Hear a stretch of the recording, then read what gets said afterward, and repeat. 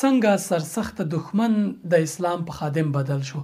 موتا ته خپل دین څومره عادي دی خو خلک ورته څومره لوی قرباني ورکوي. دا مهمه ویډیو ده چې ژوند بدلولی شي. یورام وان کلاویرن سخت دریز اسلام ضد هالنده سیاستوال. د مسلمانېدو خبر یې خلک حق پاک کړل او د خپل ګوندي ملګرو لخوا ورته څه باندې 2000 د مرګ ګواښونه، د اولاد اختطاف او نور تهدیدونه وشول. د اسلام دښمن وو. ټولې پروژې او ټول سیاسي فعالیتونه د اسلام په ضد د کرکې خپرول او خلک له اسلامه ډارول وو. د اروپا لپاره یې اسلام تر ټولو لوی ګواښ باله. په همدې لړ کې د اسلام ضد کتاب لیکه چې پای ته رسېدو نه وړاندې پرې ناڅاپي اسلام غالب شو او مسلمان شو. د خبر په نړیواله کچه په ځانګړي ډول د هالندي سخت دریزو خیاړخو سیاستوالو ترمنځ ټول حق پاک کړل. د نیدرلند یا هالند د خیاړخي ګوند چې د مسلمانانو او کډوالو سخت مخالف ګوند دی د مرستیال وو. دغه هیواد د استازو جرګګۍ غړی او د اسلام ضد یې لوی پروژې پیل کړې وي. خو په نیمه لارې کې هر څه پرېښودل. نه یوازې دا چې مسلمان شو بلکې د اسلام په یوه دعوتګر بدل شو. د الجزیرې له المقابله خپرونې سره یې مرکه کړې چې مهم نقاط مې ترې راخیستي له تاسې سره یې شریکوم. راځئ دا راسره وګورئ. مطمئن یم دا ویډیو مو د دین په قدر پوهولی شي. ما فعلته هو أننا عملنا سويا وقمت بأعمال جنونية. له لیونتوب نه ډک کارونه مې کول. هڅه مې کوله چې په هالند کې د اسلام د زده کړو ټول مراکز وتړل شي. د ټولو جماعتونو د تړلو هڅې مې کولې. د قرآن کریم د بندیز لپاره مې هم کار کړی. پر مسلمانو ښځو د حجاب له امله د مالیې زیاتولو لپاره مې ډیر کار کړی وو. د اسلام په ضد جګړې لپاره راډیويي او ټلویزیوني خپرونو کې مې ګډون کړی. هر محفل او راټولیدنه کې مې برخه اخیستې چې له اسلام سره جګړه وکړم. والراديو وما إلى ذلك. فعلت كل ما بوسعي لمحاربة الإسلام. یورام په یوه پروتستانت مسیحي کورنۍ کې زیږېدلی. دیني عقایدو برخه کې زده کړې او په فلسفه کې دکتورا کړې. د فلسفې دکتور دی. د 2018 کال اکتوبر میاشت کې د یورام ژوند کې لوی او اساسي تحول راغی.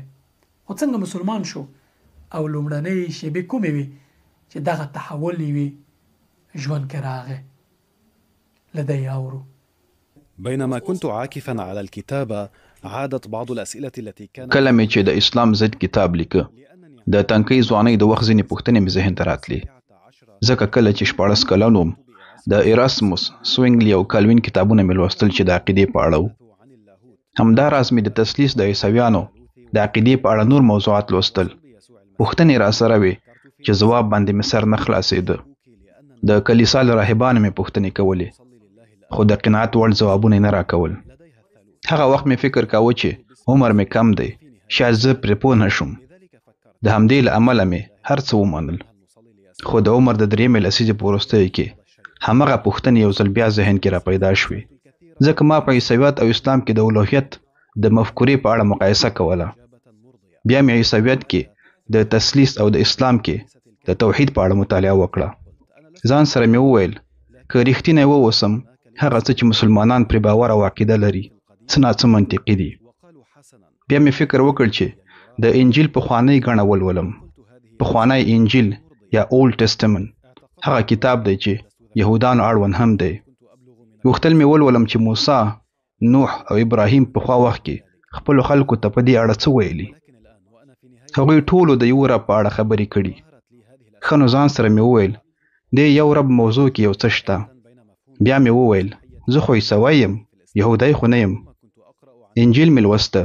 په یوه ځای کې عیسی را روان وي. یو کس ترې پوښتنه کوي زه څه وکړم چې جنت وګټم؟ هغه ورته وایي او دا یې شیما ته هم تکرار کړې ده. دا د یهودو له شاهدي سره هم ورته والی لري چې وایي ای بني اسرائیلو رب یو دی، رب یو دی. بله خبره یې دا کړې چې ګاونډي سره هغه چلند وکړي چې څنګه یې ځان لپاره غواړي. دا 2 کارونه ډیر ستونزمن دي. ان عیسی د یو خدای په اړه خبره کوي نو ښایي په موضوع کې څه ناڅه حقیقت شته. نو ځان سره مې وویل د رب یووالی منلی شم. دا هغه څه دي چې په اسلام کې د ربوبیت د مفهوم په اړه زما تصور بدل کړ. ښه د الله یووالی منلی شم، خو کله چې خبره د محمد صلی الله علیه وسلم د نبوت ته راځي، کله چې مې پخواني کتابونه لوستل، ما فکر کاوه چې له دجال سره مشابهت لري، نعوذ بالله. خو په پای کې مې ډېر داسې معلومات ترلاسه کړل چې زما له دغه تصور سره یې ټکر درلود. متوجه شوم چې د اسلام په اړه هغه کتابونه مطالعه کوم چې غیر مسلمانانو لیکلي او ځینو ځایونو کې ځینې شیان تحریف کړي یا یې لاسوهنه پکې کړې ده. قصدن یې دا کار نه دی کړی، کله ناکله پرې نه دي پوه شوي، ځکه دا 14مه پیړۍ وه. خو ښایي قصدن یې هم دا کار کړی وي، ځکه هغوی د اسلام دښمنانو، خو په ټوله کې د هغوی ژباړې ناسمې وي. په معلوماتو کې یې ګیچ وم. د بیلابیلو مذهبونو علماو ته مې پوښتنې واستولې. په دې ډله کې عبدالحکیم مراد هم و. هغه ته مې ډېرې پوښتنې واستولې. 6 اونۍ وروسته یې ځواب راکړ او هر اړخیز ځوابونه یې راکړي او ځینې کتابونه یې راته ښودلي وو چې هغه ولولم. ما هم هغه ولوستل. په پای کې ډېر بدل شوم. بل یې راته دا ویلي وو چې که د عیسویت په اړه لا نور معلومات غواړې، د ملحدینو کتابونه مه لوله، پر ځای یې د عیسویانو کتابونه لوله. که د اسلام په اړه معلومات غواړې، یوازې د مسلمانانو په لاس لیکل شوي کتابونه ولوله. او دا هغه څه و چې ما وکړل. یورام تر دې ځایه توحید منلی و، خو هغه څه چې پخوا لوستي وو د الله پاک نبی محمد صلی الله علیه وسلم یې نعوذ بالله د یوه جګړه مار په توګه پیژانده او ورسره یې جوړه نه وه او لا یې هم اسلام ته په بشپړه توګه داخلېدو لپاره لږ مزل پاتې و. خو دا تصور یې څنګه بدل شو؟ نعم حسنا. لکه څنګه مې چې وویل، ما ډېره مطالعه کوله. ما توحید منلی و، خو ځان سره مې فکر وکړ چې زه د محمد صلی الله علیه وسلم په خاطر مسلمان نه یم. ما هغه پیغمبر نه ګڼلو. ما د اسلام ضد کتاب لیکلو. دا مې تشریح کول چې اسلام مول یو لوی ګواښ دی. خو کله چې به مې د اسلام په اړه لوستل، لازمه و چې د محمد صلی الله علیه وسلم په اړه مې هم لوستی وای. ځکه له هغه پرته اسلام نشته، نو ځکه مې باید د هغه په اړه لوستلی وای. یو هغه کتاب چې مې ولوست، عبدالحکیم مراد یې راته وړاندیز کړی و. د هغه نوم دی د محمد صلی الله علیه وسلم ژوند د پخوانیو سرچینو پر بنسټ، چې مارټن لینګز لیکلی دی. دا ډېر پخوانی کتاب دی، شاید تر 100 کلونو ډېر زوړ وي. لیکوال غربي مسلمانو. دا کتاب مې ولوست او په لومړي ځل مې پیغمبر صلی الله علیه وسلم د یو انسان په توګه ولید، نه د یو ګوند مشر په توګه، د یو پلار، ښوونکي، ګاونډي او دولتي مشر په توګه. له ځان سره مې وویل، ای زما ربه، دا سړی د پام وړ او زما تر تصور متفاوت شخصیت دی. دې کس زه بدل کړم.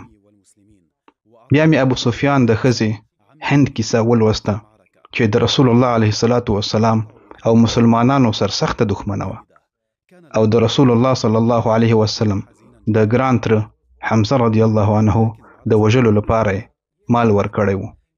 دا پیښه وشوه، د هغه وګونه او پوزه یې هم پرې کړي وو، سږي یې هم ترې ویستلي وو. دا ډېر وحشتناکه کار و چې نبي علیه السلام یې ډېر خفه کړی و. خو څو کاله وروسته یې مکه فتح کړه. د مسلمانانو مشر او هند لا هم هلته مکه کې وه. ځینو صحابهو پوښتنه ترې کړې وه چې له هند سره څه وکړي. ما چې کتاب لوسته، داسې فکر مې کاوه چې هغه شاید ووژني یا یې وزړوي او یا یې وسوځوي. د یو انسان په توګه له هر چا سره چې داسې وشي، ستا په نظر همدغه ډول انتقام تمه ترې نه کېږي چې له خپل دښمنه، سرسخته دښمنه دغه انتقام واخلي؟ خو رسول الله صلی الله علیه وسلم له ابو سفیان او د هغې له میرمنې هند سره داسې ونه کړل او دغه پیښې د رسول الله صلی الله علیه وسلم په اړه د یورام منفي تصور په بشپړ ډول له منځه یوړ او ذهن یې بدل شو. أجل بالکل. کله چې ما له حمزه سره د هند د کړنې په اړه لوستل، همدا تصور را سره و چې که په لاس ورشي باید وی وژني. ما هم همدغه فکر کړی و او په همدې باور وم. خو پیغمبر صلی الله علیه وسلم وویل، زه نشم کوای د هغې مخ ته وګورم، خو موږ باید وینه تویېدنه ودروو. هغه کوای شي چیرې لاړه شي یا د مسلمانانو ترمنځ ژوند وکړي، خو هلته نوي اصول وو. ما له ځان سره وویل یا الهي، دا غیر عادي کار دی. دا چې د خپل ګران تر قاتل وبخي، دا ډیر ځانګړی کار دی. دا ښایي چې ته څومره لوی زغم لرې. داسې کس دجال نشي کېدی. بیا مې د هغه له شخصیت سره لیوالتیا زیاته شوه. لا زیاته مطالعه مې په دې برخه کې پیل کړه.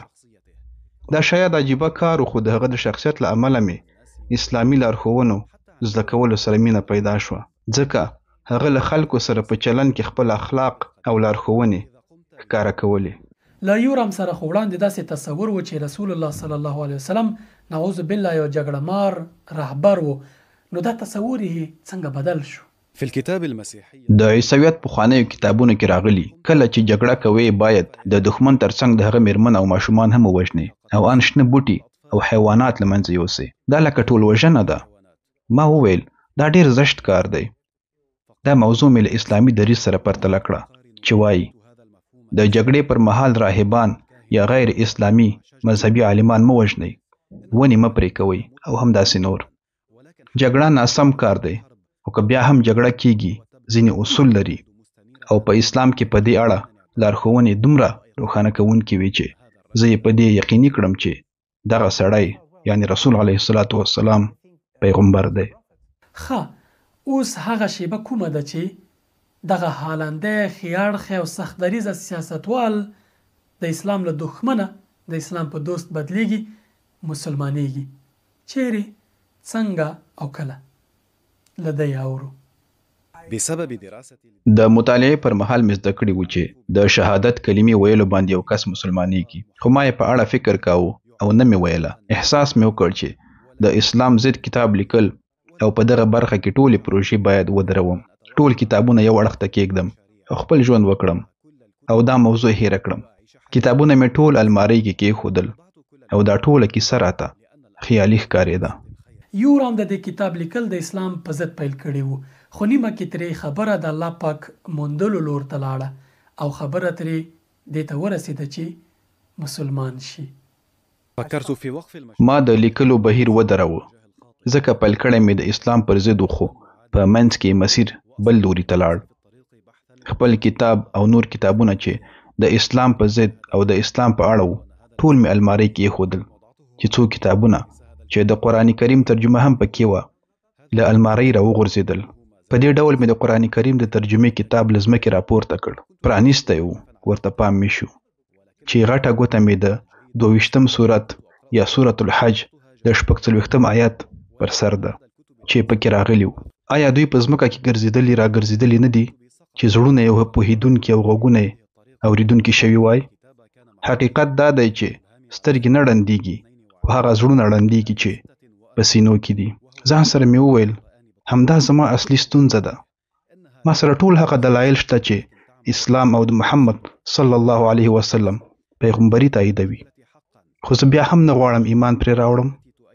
زه هیڅ چا د دې کتاب لیکلو لپاره نه مجبور کړی، په خپله خوښه مې لیکلی.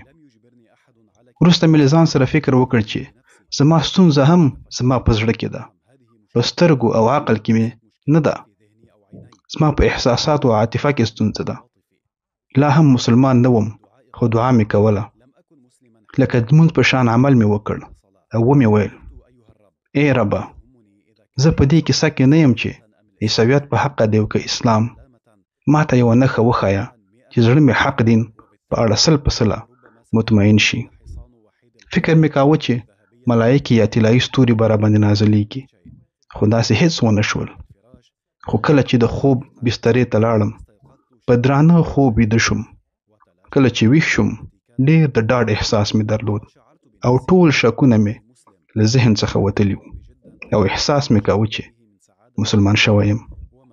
هغه خوښي او سعادت چې مې احساساوه کمساری او ډېر خوښ وم. خپلې مېرمنې ته مې وویل ګرانې، فکر کوم مسلمانېږم. هغې راته وویل که فکر کوې چې اسلام حق دین دی او زما سره د عیسوي ښځې په توګه کومه ستونزه نه پیدا کیږي او زموږ ماشومان له موږ سره نږدې پاتې کیږي، بیا زه در سره پاتې کیږم. په همدې ډول مې خبره کړه. یورام چې له اسلام وړاندې قرآن زهر باله، قرآن ته به یې ویل چې دا داسې دی لکه زهر، اوس یې ورسره اړیکه څه ډول شوې ده؟ آیا هماغه فکر باندې دی؟ حتما فکر بدل شوی. هذا هو كتاب الحق. دا یو حق کتاب دی. زما لپاره دا کتاب د ژوند تګلاره لارښود دی. دا جوهر دی. د یوه سخت دریځي سیاستوال لپاره داسې پریکړه اسانه نه ده او قرباني غواړي. د یورام مسلمانېدو ته د ده د ګوند ملګرو او نورو خلکو غبرګون څه و او څه قرباني د دین لپاره ورکړه؟ حسنا، ولكن زما د پخواني ګوند هغه کسان چې زما یې سخت ملاتړ کاوه او زما په ګټه یې خپله رایه کارولې وه، ډېر زیات غوسه وو او ما ته یې د خاین خطاب کاوه. څه باندې 2000 د مرګ ګواښونه مې ترلاسه کړل. خلکو ویل چې زه باید مړ شم. موږ به دې پر ښځه جنسي تیری وکړو. ماشومان به دې درته ووژنو او داسې نور وحشتناکه ګواښونه. خو الحمدلله هیڅ ونه شول. د ګوند مشر په یوه ټلویزیوني مرکه کې و چې زما د مسلمانېدو خبر یې واورېد. په همغه خپرونه کې یې ترې پوښتنه وکړه چې په یورام څه وشول؟ ستا ملګری او د اسلام په ضد ستا ویاند و.